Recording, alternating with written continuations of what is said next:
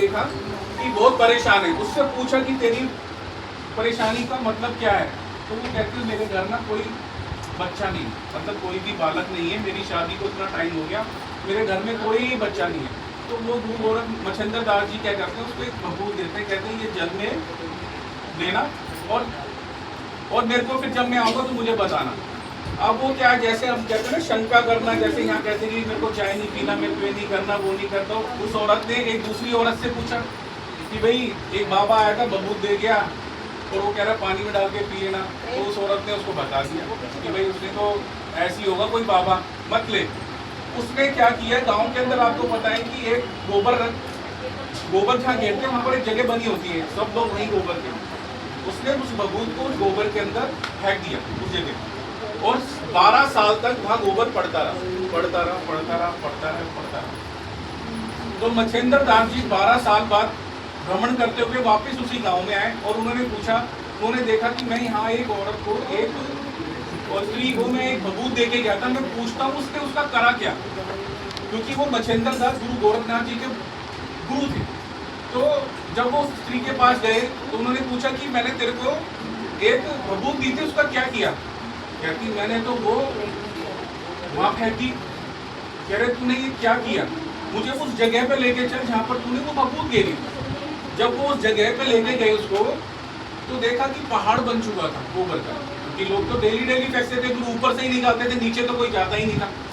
अब उसमें क्या हुआ, 12 साल तक एक उस भभूत से एक बच्चा उत्पन्न हुआ। वो 12 साल तक उस गोबर के अंदर ही मंत्र जाप, जो उसकी ज्ञान की, जो उसको पहले से ही जो तेजस्वी बालक होना था, वो एक तेजस्वी बालक होके वो मंत्र जाप करता रहा 12 साल तक। किसी भी चीज को सिद्ध करने के लिए 12 साल लगते। आपने देखा होगा टाइम भी 12 है, 12 के बाद 13 नहीं आता, 13, 14, 15, 16 नहीं आता, 12 ही आता है, ठीक है ना। तो ये 12 का रहस्य बहुत तगड़ा है कि 12 ही क्यों आता है। तो 12 साल तक उस बच्चे ने अंदर इतनी तपस्या की। फिर मच्छिंद्र दास ने कहा इस गोबर के पात को हटाओ। जब गोबर के पात को हटाया तो एक चौकड़ी मारा हुआ बिल्कुल सन्यासी बालक पैदा हुआ, मतलब वो 12 साल का हो गया था उस अंदर ही अंदर। और उसको जब हटाया गया तो बिल्कुल इतना सुंदर वो स्त्री कहती है बालक मुझे दे दो। मच्छिंद्र दास ने क्या, जब गुरु ने जब तेरे को चीज दी थी तूने उसकी कदर नहीं की, अब मैं ये बच्चा तेरे को नहीं दे सकता, ये बच्चा विश्व का कल्याण करेगा। तो मच्छिंद्र दास जी उसका नाम वहीं पर रखा, ये गौ से गोबर के पात्र से, तो उसका नाम है गोरखनाथ। तो उसका नाम गोरखनाथ पड़ा। गोरखनाथ महाराज जो है, आप गए हो पटना उधर, तो गोरख योगी आदित्यनाथ जी के उधर गोरख मंदिर है, वहाँ पर उनकी स्थापित गोरखपुर में।